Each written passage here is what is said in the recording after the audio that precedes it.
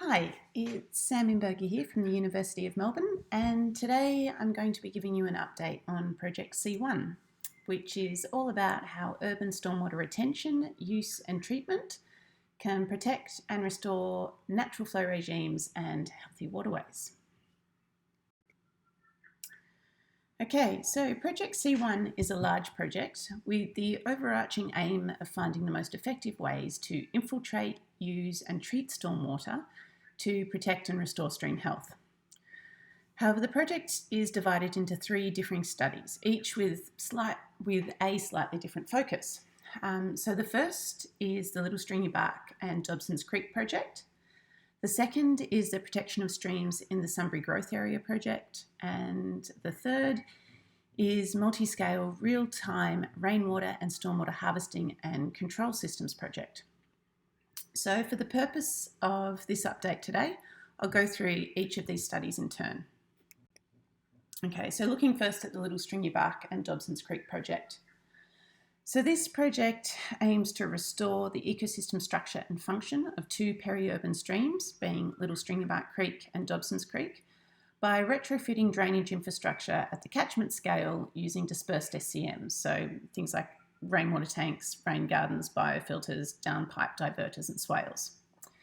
With the idea being that increased infiltration, evaporation, transpiration and use of this stormwater within the catchment will result in less runoff making its way to the creek, thereby improving its ecosystem structure and function. So the benefits of this project to Melbourne Water includes improved knowledge of the capacity of SCMs to provide for stream protection and restoration in existing urban catchments. It can also improve understanding of the minimum intervention requirements for stormwater to affect a change in stream hydrology and water quality. So this project has been running for the last 19 years, with the installation of SCMs beginning in 2009 and wrapping up in 2018.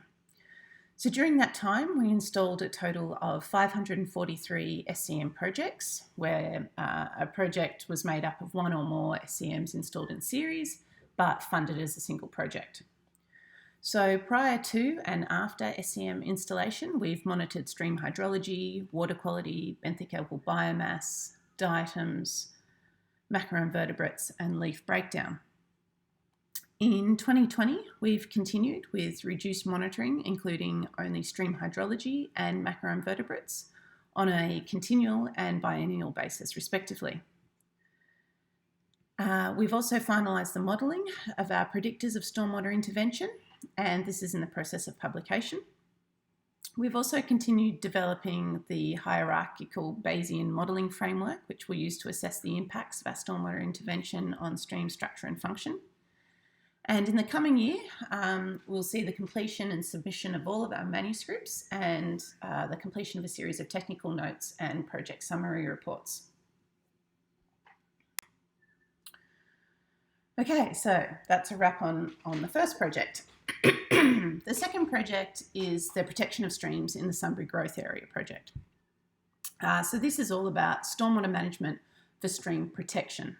And protection is an important word there because it's what separates this work from that in the Little Stringybark Creek and Dobsons Creek catchments, where we're exploring restoration potential.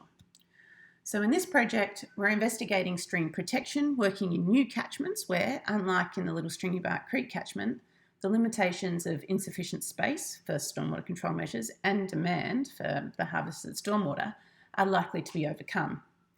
So we're doing that by working in with the Sunbury Integrated Water Management Plan, which will see a large area of new development to the east of Sunbury being undertaken in such a way as to maintain pre-development water quality and hydrology.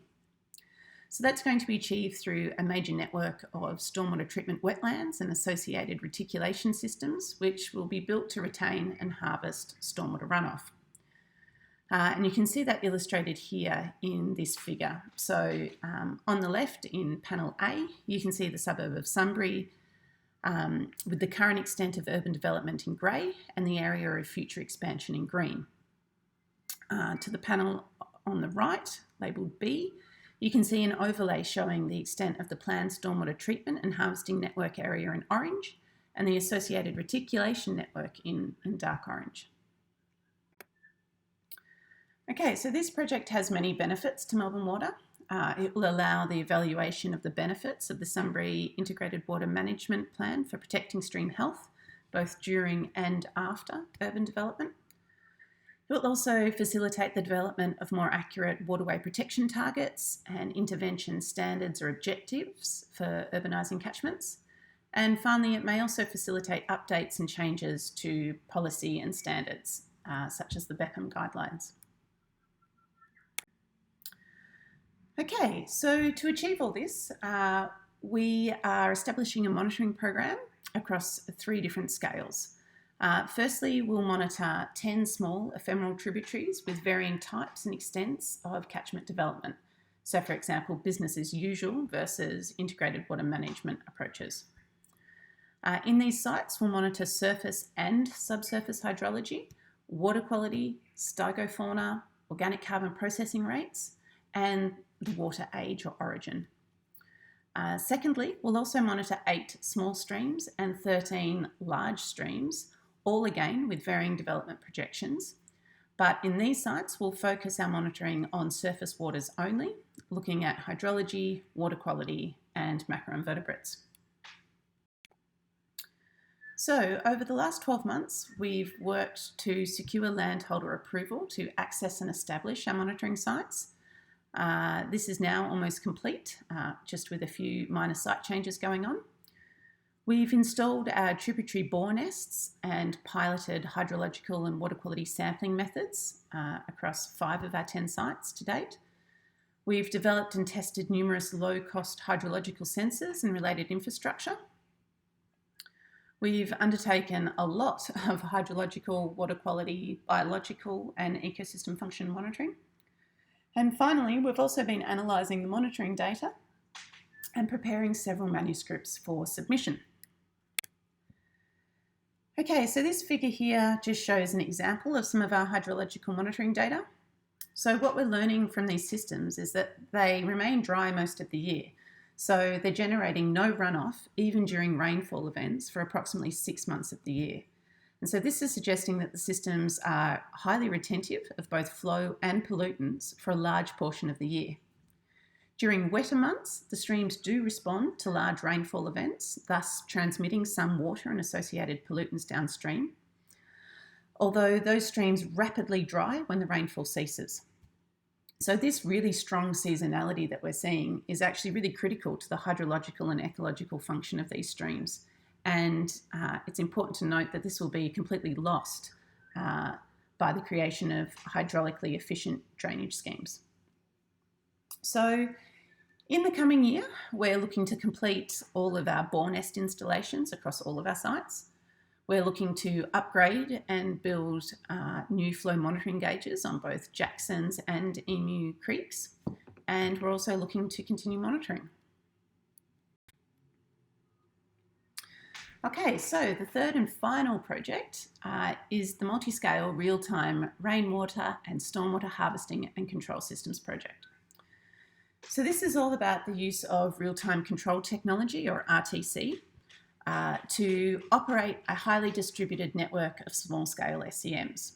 So RTC provides a unique opportunity to network SCMs across a catchment, thus enabling their collective coordination as a virtual reservoir to actively manage for specific flow and water quality conditions in urban streams.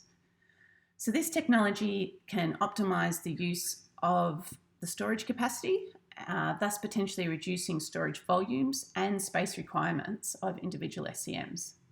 And furthermore, RTC technology can inform household decisions in managing rainwater tanks simultaneously for both private benefit, such as non-potable water supply for households, and public good, so things such as flood mitigation during storms and the release of environmental flows. So the overarching objective of this project, is to test the technical and social feasibility of operating distributed stormwater control measures using real-time control, to improve the hydrology and ecological health of urban streams. So this will be achieved through a major experimental intervention in the Monbulk Creek catchment, and it will answer the following 3 key questions.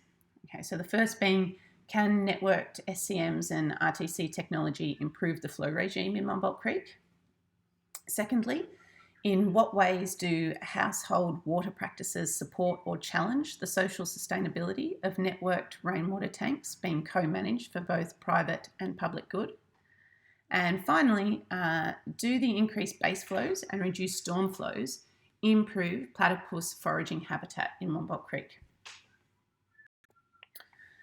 Okay, so to date, we've submitted an ARC linkage application in August of this year. We've also got a PhD student, Daniel, who's been busy modelling and publishing on different strategies and approaches to collective outcomes. And in the coming year, we will be awaiting the ARC's decision on our linkage application, and Daniel will continue on with his fantastic modelling work. So that's a wrap on Project C1. It's a large project that involves a number of University of Melbourne contributors, including Chris Walsh, Tim Fletcher, Matt Burns, Belinda Hatt, Ryan Burrows, Jen Hare, Pete, Rob, and also our PhD student, Daniel. Hopefully I haven't forgotten anyone. If you want any more information on this project, feel free to contact me. My email address and phone number are up on the slide at the moment. And if I can't provide you the information, I will happily put you in contact with someone that can. Thanks for listening. Okay.